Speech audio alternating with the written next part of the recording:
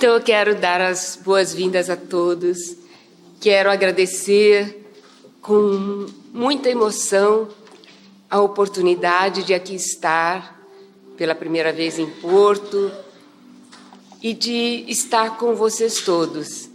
A cidade me encantou, o carinho de todos vocês nos aquece o coração. É uma oportunidade muito grata a todos nós, que possamos trazer através das nossas palavras, através do pouquinho a nossa contribuição a todos que aqui vieram. Então, esta apresentação que fala da interação mente, cérebro e corpo, vou trazer um pouquinho do que esta interação nos traz sobre os mecanismos de doença e cura. Todos nós sabemos que o estresse influencia o nosso estado de saúde, que muitas vezes, quando estamos trabalhando muito ou com dificuldades emocionais, seja na família, no trabalho, nossa saúde é afetada. Eu tenho certeza que todos já tiveram essa experiência. Quando estamos muito cansados, aí pegamos uma gripe, estamos já mais suscetíveis a doenças. Isso já é comprovado pela ciência, que existe toda uma rede que interliga as nossas emoções, os nossos sentimentos, com a nossa genética, com o nosso estado de saúde. Então, sabiam vocês que a mente pode controlar a expressão dos genes? Esta é uma demonstração que a ciência nos trouxe e nós vamos falar dela daqui a pouco. Há muitos anos já, desde Hipócrates, se tinha a ideia de que a mente regulava as funções do organismo. Mas, por volta de 1930, surge, então, essa teoria da medicina psicossomática, que possivelmente muitos já ouviram falar. E ela surgiu e se tornou rapidamente uma moda, digamos. Muitas pessoas atribuíam os problemas físicos à mente. Então, a mente era a causa de todos os problemas físicos. E houve aí até um excesso. Tudo que se tinha era provocado pela mente. Então, se ia ao médico e ele dizia, isso é problema criado lá na sua imaginação. Então, houve um certo abuso até, porque já não se estudava mais os problemas físicos de modo tão profunda, porque tudo era atribuído à mente. Então, eu pus aqui um cartãozinho que a pessoa vai ao médico, ele diz, isso é da sua imaginação, e a pessoa responde, então, eu vou pagar com um cheque imaginário. Mas isso para demonstrar que todas as coisas podem ter um excesso. E a medicina psicossomática chegou ao excesso e aí, então, começou a decair. Mas, em 1964, um cientista, George Solomon, fazendo observações, escreveu um livro, um artigo teórico, em que dizia que as emoções, a imunidade e a doença estavam interligados. Era um estudo teórico, ainda sem evidências científicas. Mas isto começou já a alertar outros investigadores que, através das observações, resolveram fazer, então, as experiências. E, em 75, dois pesquisadores fizeram, então, algumas experiências ainda em animais, em ratos, condicionando esses ratos, e comprovaram que este condicionamento, então, trabalhando com o sistema nervoso dos ratos, dos animais, alterava o sistema imune. E aí surge a palavra primeiro psicoimunologia e depois psiconeuroimunologia, porque já sabiam que era através do sistema nervoso que se conseguia controlar o sistema imune. Por volta de 1990, então, houve uma explosão de estudos sobre essas alterações da psiconeuroimunologia, com muitos trabalhos aí já na área realmente humana, de experiências, de observações e muitas pesquisas, onde se fazia uma ligação entre os sistemas, as doenças relacionadas à afetividade e ansiedade. E surge, então, um nome porque começaram a ligar o psique, a mente, com o sistema nervoso, que já estava ligado com o sistema imune, mas percebem que nessa interação haviam os hormônios. E aí entra o sistema endócrino.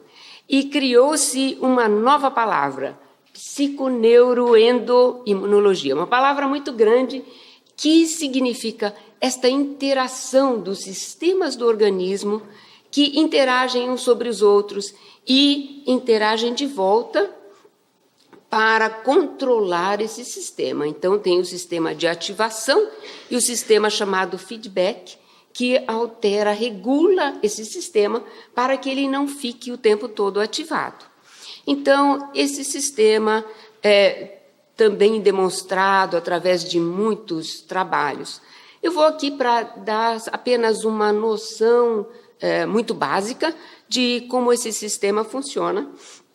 Aí, o sistema nervoso, relacionado diretamente com o sistema endócrino, porque existem duas glândulas dentro do cérebro, uma pineal, que secreta o hormônio melatonina, da qual nós não vamos falar hoje, e a glândula hipófise ou pituitária, que está diretamente ligada, em contato, em conexão com o hipotálamo no cérebro.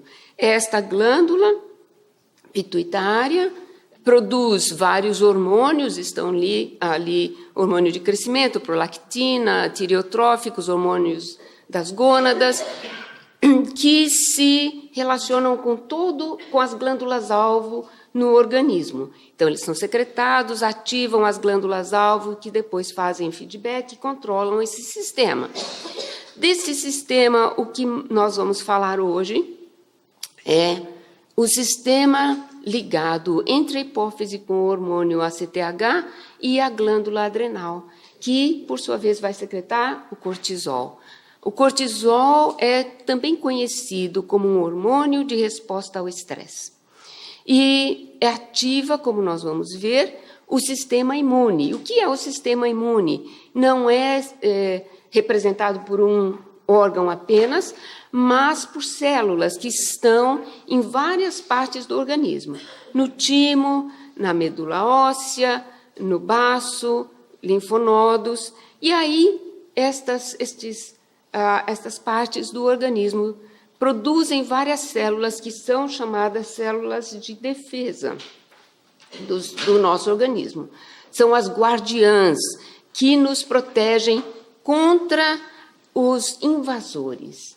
E, então, quando nós estamos em estresse e produzimos muito cortisol, ele ativa o sistema imune. Estas células produzem anticorpos e outros elementos para nos proteger das bactérias, vírus, parasitas, e desta forma nós somos protegidos contra a doença. Desta forma, nós equilibramos os agentes danificadores. Mas também esse sistema nos protege contra as células do câncer. E aqui representado, nesta figurinha embaixo, aquela célula branquinha é representativa de uma célula do câncer.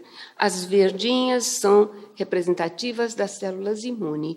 Ao lado, apenas um glóbulo vermelho para dar a impressão de tamanho, mas para nos mostrar. Praticamente, a todo momento, estamos produzindo células cancerosas. Mas o que nos protege contra o câncer é o nosso sistema imune. Então, para que nós sejamos realmente protegidos, é necessário que todo esse sistema esteja em equilíbrio. Quando há um desequilíbrio, o sistema imune se torna insuficiente para a defesa, e aí começamos a ter as doenças. Aí se proliferam as células do câncer, aí se proliferam as bactérias, vírus e etc. Então, vejam a importância desse sistema.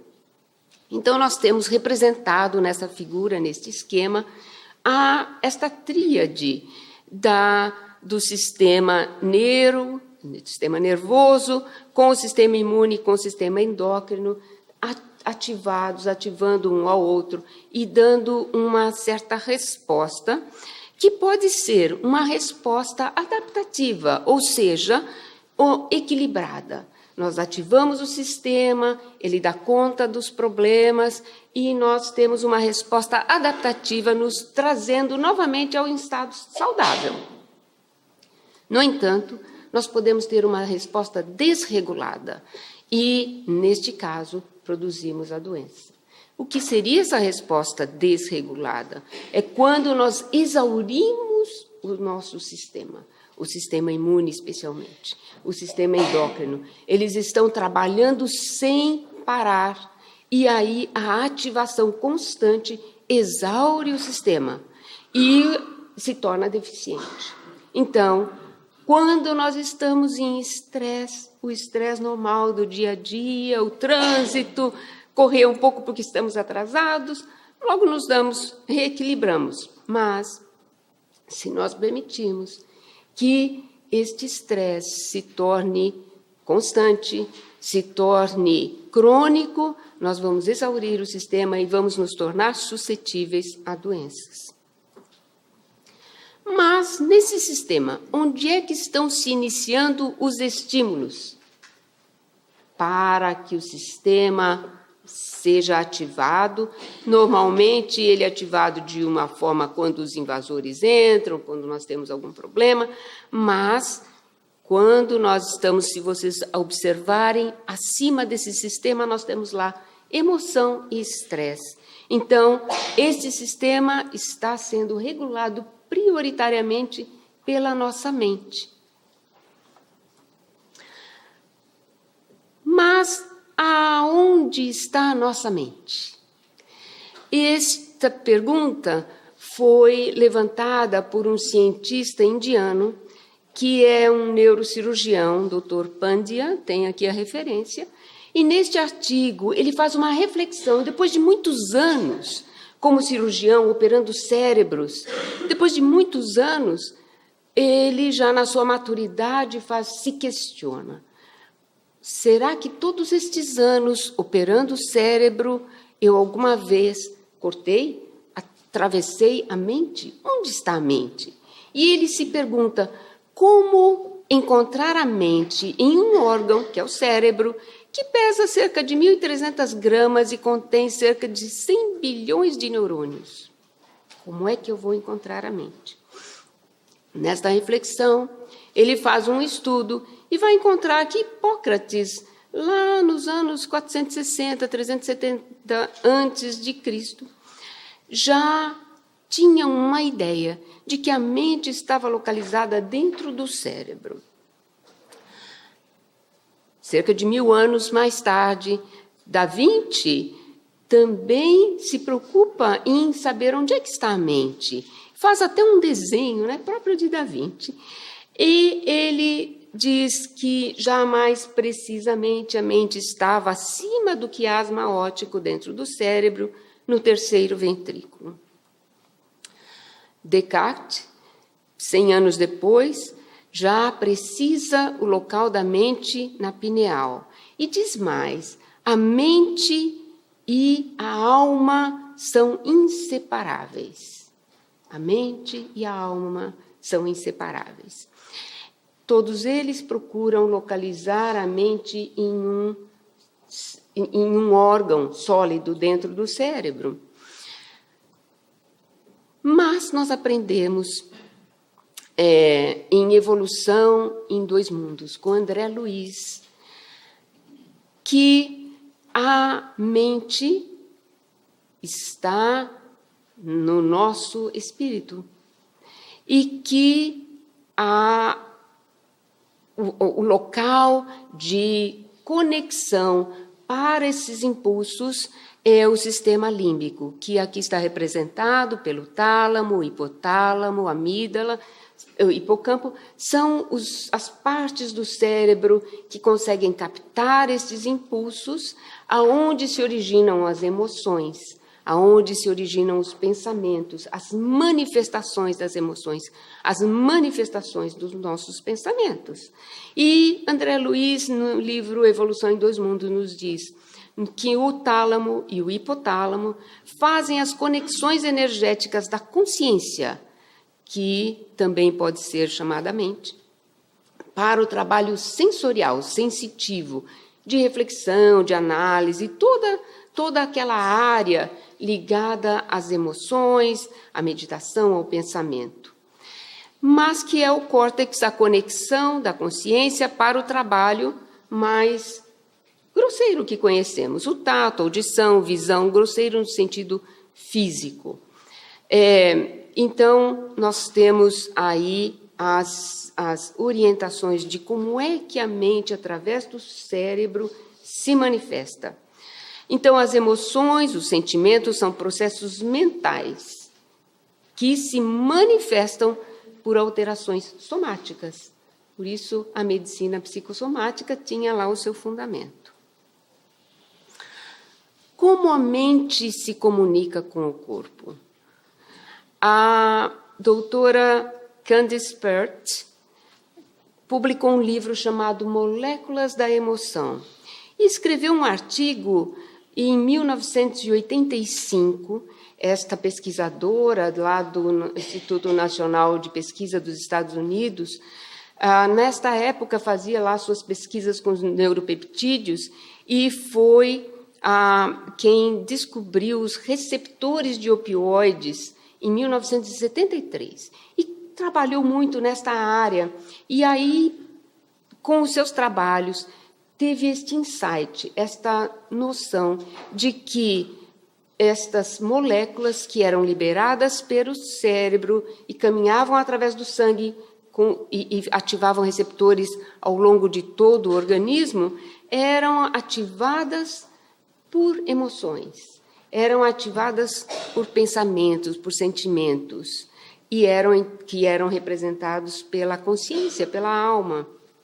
Então, ela propõe que estas moléculas, esses receptores, estas moléculas, esses neuropeptídeos liberados pelo cérebro eram, então, os veículos das emoções no corpo, e chama isso de moléculas da emoção.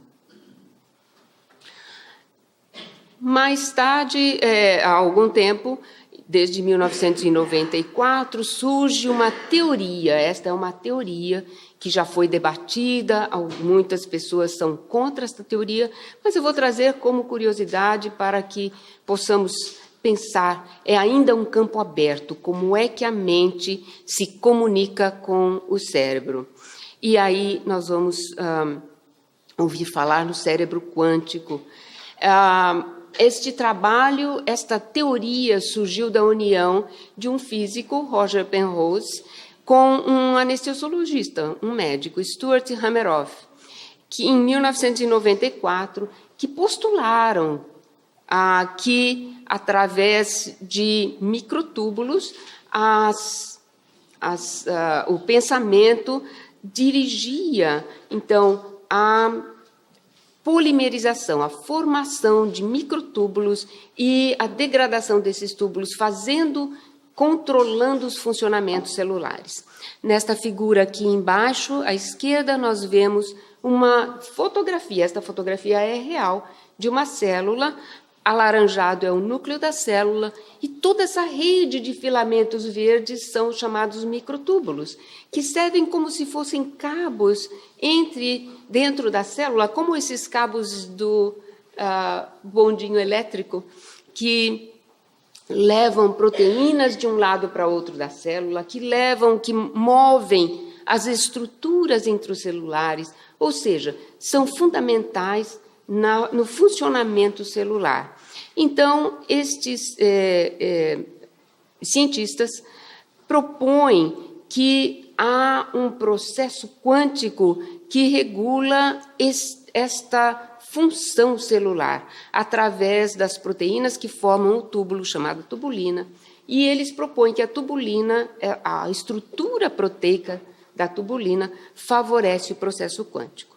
E eu não vou falar mais sobre física quântica, porque realmente não tenho conhecimento nessa área. O ano que vem vocês vão ouvir falar disso com a doutora Célia Dantas. Aqui a representação de um neurônio que é rico em túbulos. Então, vocês veem todas essas estrias dentro do neurônio, da célula nervosa, são os microtúbulos. Então, a ativação no cérebro seria muito favorável. Esta teoria favoreceria muito esta ativação quântica, porque as células nervosas têm muitos microtúbulos. Mas Dr. Pandya faz mais um questionamento no seu trabalho, lá no fim do trabalho, depois de toda o seu ponderamento sobre a mente, ele diz: o questionamento, que é a essência da ciência, nos deve estimular a continuar nossos esforços para entender melhor a mente, porque até agora a ciência ainda não entende a mente. E ele diz: se neste processo de procurar entender a mente, nós entendermos Deus melhor, isto só pode ser uma vantagem para nós. E, realmente, quando fomos olhar, estou com vários errinhos aqui, porque a minha apresentação foi feita no Apple, mas tudo bem, eu acho que não vai comprometer.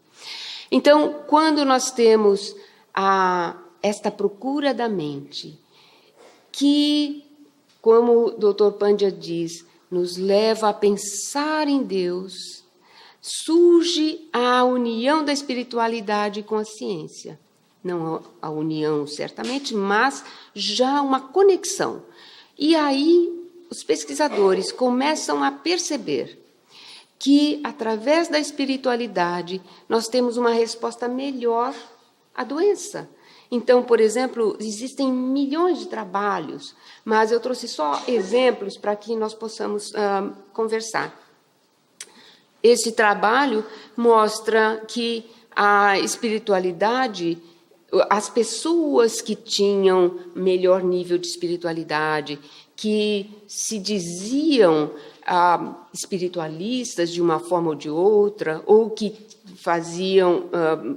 tinham uma religião, eram as pessoas que respondiam melhor, tinham melhor resultado ao tratamento com câncer e com a doença de AIDS.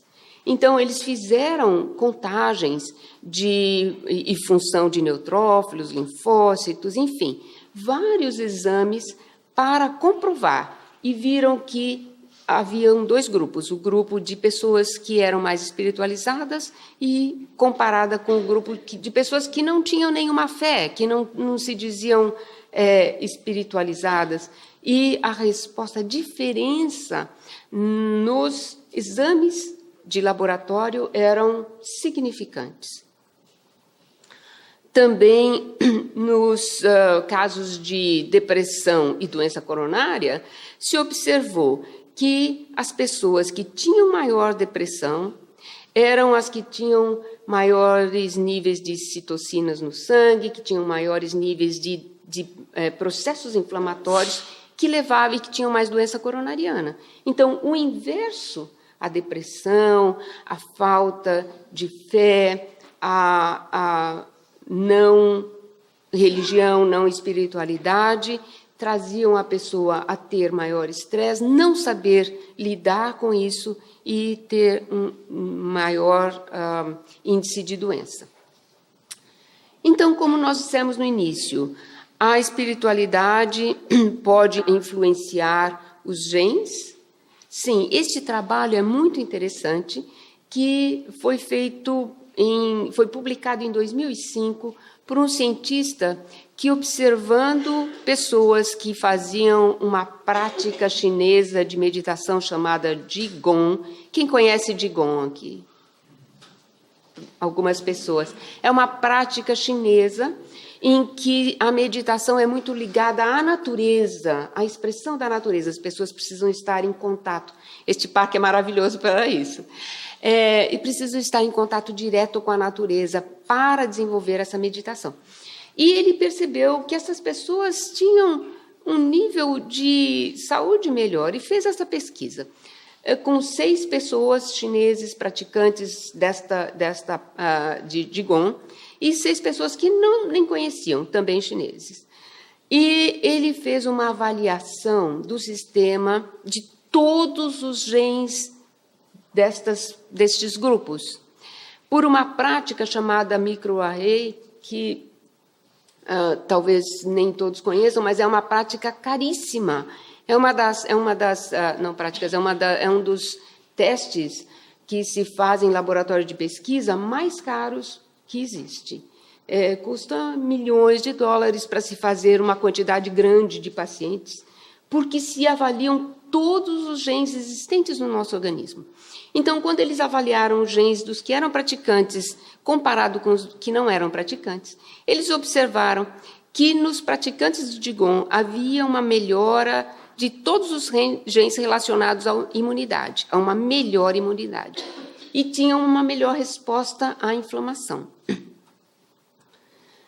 Mais tarde, um outro grupo, em 2008, resolve que lê esse trabalho de 2005. O autor é muito honesto e diz: no começo eu não acreditei nesse trabalho, eu não achava que a resposta era realmente fidedigna, e resolvi também fazer o meu trabalho. E aí ele faz com outras variedades, outras modalidades de meditação, e já aumenta o número de pessoas, 19 praticantes contra 20 controles. E nesta comparação, ele faz um estudo muito bem organizado, a metodologia muito bem organizada, 8 semanas com determinado período, todo controle, com os controles fazendo uma outra prática completamente diferente. Então, tinha os que meditavam e os que não meditavam, mas todos dentro da mesma metodologia.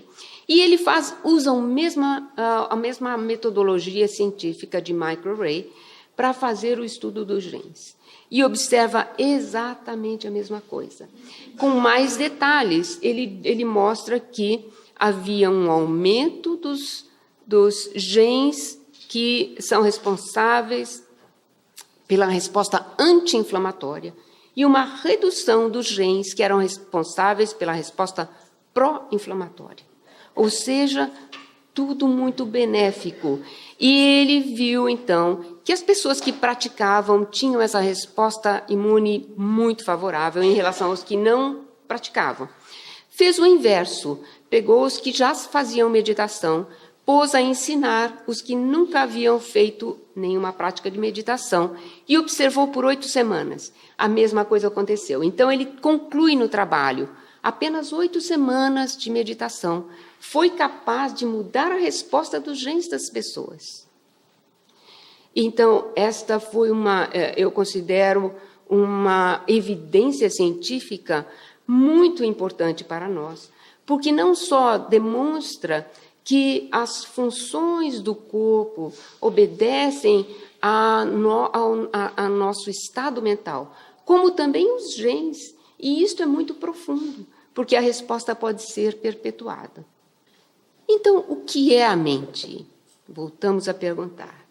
E aí, nós aprendemos, no Espiritismo, que a mente, ou consciência, é aonde se origina o pensamento, a percepção, é onde está a nossa memória, que passa de encarnação para encarnação, os desejos, imaginações, todos os processos cognitivos inconscientes. Mas o que ainda a ciência só chama de mente ou consciência, nós chamamos de alma ou espírito. Todas estas 4 palavras são praticamente sinônimos. E muitas pessoas têm medo, cientistas, medo de chamar consciência de alma ou de espírito, porque acreditam que estariam se ligando à religião. Mas nós aprendemos, através do Espiritismo, com Allan Kardec, com André Luiz que a alma é onde se originam o pensamento, as emoções, os sentimentos, que através das suas ligações com o perispírito se manifestam no nosso corpo físico. Nos diz André Luiz, sob o comando dos centros de força do espírito, processa-se a interação entre o espírito, e o corpo físico. Nos diz ainda que o centro coronário expressa as forças do espírito encarnado, as espirituais e as cósmicas que recebe. Passa-as todas aos outros centros e plexos orgânicos e destes aos nervos, transitando assim por todo o organismo. Então, sintetizado aqui está a interação mente, perispírito e corpo. Notem aqui que nos diz André Luiz, isso está em Evolução em Dois Mundos. O centro coronário expressa as forças do espírito encarnado, as forças espirituais e as cósmicas que recebemos. Então, é importante que nós aprendamos com tudo isto a controlar a nossa própria mente, para que nós possamos controlar o nosso estado de saúde. Então, o que é que nós propomos? A modificação do pensamento e do comportamento. Isto é fundamental. Se nós temos um pensamento muito negativista durante todo o tempo, nós precisamos mudar e transformá-lo em um pensamento mais positivo, em um pensamento mais otimista. Também a prática da religiosidade e da espiritualidade, fundamentalmente, termos fé. Os trabalhos científicos mostram, quando fizeram um estudo de comparação entre religiosidade e espiritualidade, que estas coisas são diferentes. Perguntam às pessoas sobre religiosidade e espiritualidade e as respostas são diferentes. Religiosidade significa as pessoas que têm uma religião formal, que vão à igreja, ao templo, que têm uma denominação religiosa. Espiritualidade, não necessariamente a pessoa vai ter uma denominação religiosa. Ela pode não pertencer a nenhuma religião formada, mas ela pode ter aquela noção e a fé em um ser superior, em um ser fora do nosso plano físico. Este é o sentido que se dá à espiritualidade. E quando os cientistas analisaram apenas a prática de ir ao templo ou ir à igreja, com a espiritualidade, aqueles que, apesar de não terem uma religião formal, tinham a noção e a fé em um ser superior, notaram que a espiritualidade tem muito mais ação no corpo físico, na saúde, do que apenas a prática religiosa. Temos também muitos trabalhos publicados sobre oração e meditação para promover controle da nossa mente, o controle das nossas emoções em favor de uma cura. Nos diz Kardec no livro A Gênese, o espírito, encarnado ou desencarnado, é o agente propulsor que infiltra num corpo deteriorado uma parte da substância do seu envoltório fluídico, ou perispírito. A cura se opera mediante a substituição de uma molécula malsã, uma molécula doente, por uma molécula sã. Então, nos explica aí como este processo ocorre. E quando nós não conseguimos controlar a mente por nós mesmos, nós procuramos ajuda externa, e devemos sim procurar uma ajuda externa. E sempre dizemos que é importante as pessoas que se sentem doentes procurar a assistência de um profissional. É importante. Mas isso não quer dizer que seja só a assistência profissional, mas procurar a assistência espiritual. através da oração, através da prece, através da meditação, e quando não damos conta, procuramos os lugares que podem nos assessorar, que podem nos dar assistência. Então, através dos passes, muitas pessoas procuram outros centros que têm outras práticas muito semelhantes ao passe espírita, que é a bioenergia, o reiki. Nos Estados Unidos temos uma prática que foi iniciada por uma enfermeira chamada Healing Hands, e também nos centros espíritas a assistência fraterna, que nos auxilia a encontrar um equilíbrio emocional, uma assistência espiritual para que possamos lidar com as turbulências das emoções interiores. Então, nós vemos que no livro Mecanismo da Mediunidade, André Luiz nos diz: cria-se, no passe, através da confiança, uma ligação sutil entre o doador, que é a pessoa que aplica o passe, e o receptor, a pessoa que está recebendo o passe. O elo de forças é ainda desconhecido, diz André Luiz, mas a esfera superior ajuda na medida dos créditos de um e de outro. Nós sabemos que no passe espírita, quando nós estamos ali, aplicando aquele passe com a fé, com o amor de doação, nós estamos sempre assistidos pelo plano espiritual. E este plano espiritual aumenta as nossas forças magnéticas, traz os fluidos necessários para aquela pessoa que ali está. Mas o receptor tem também o seu papel importante. Como receptor, tem que estar ali com confiança, com fé, para que aquelas vibrações recebidas não se dispersem. E aí há ainda o merecimento. Algumas pessoas dizem, mas eu fui lá, recebi o passe, fiz todo o tratamento, fiz tudo, e não houve cura. Nós sabemos, e isso seria motivo para mais uma hora de nós conversarmos aqui, que existe tudo tem um propósito, tudo tem um objetivo, uma causa. Então, muitas vezes não temos o merecimento ou não é apropriado, porque todo aquele processo que estamos passando faz parte da nossa jornada para a evolução espiritual, faz parte do nosso programa aqui na Terra.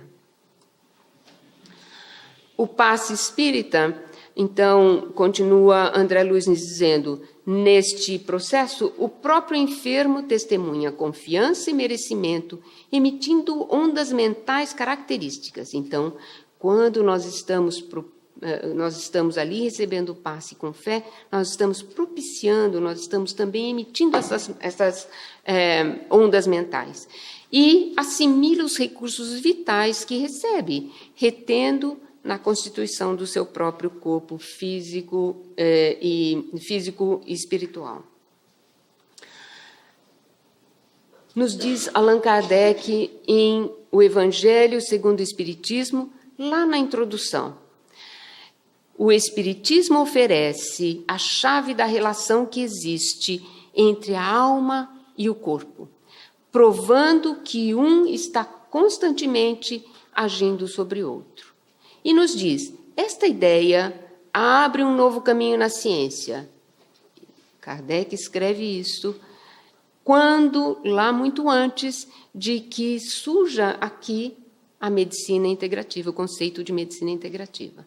Então, ele já nos diz, abre um novo campo na ciência.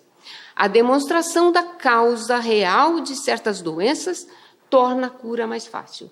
Então, quando nós vamos procurar sanar uma doença, precisamos realmente tomar consciência de qual é a causa. E nos diz, se os médicos falham no tratamento da maioria das doenças, é porque tratam o corpo, sem tratar a alma. E este é o propósito das nossas AMEs, das nossas sociedades médico-espíritas. Esta é a mensagem que nós deixamos para os nossos colegas, que é preciso, além de tratar o corpo, tratarmos a alma, de onde se originam os processos patológicos. E é importante que nós tenhamos em mente que nós não somos seres humanos passando por uma experiência espiritual. Nós somos o contrário, nós somos espíritos, nós somos seres espirituais vivendo uma experiência humana. Esta frase, muitas pessoas conhecem, é de um padre, Pierre Teilhard de Chardin, francês, que viveu lá no fim de 1955, era jesuíta francês e foi praticamente expulso da igreja por causa dos seus pensamentos. Ele já tinha um fundamento científico, era geologista, paleontologista, e já tinha noções muito mais amplas sobre a interação do plano espiritual e o corpo físico. E então ele teve que se refugiar na China, em outros lugares, porque não pôde ficar na França. E eu trouxe mais um quadrinho aqui, que a pessoa desencarna, chega lá no céu e fala com um amigo: eu teria chegado aqui mais cedo, se não fosse um dedicado doutor lá no hospital. E a nossa proposta: vamos irradiar muito amor, compaixão, otimismo, confiança e muita fé quando estivermos trabalhando com os nossos pacientes. Muito obrigada.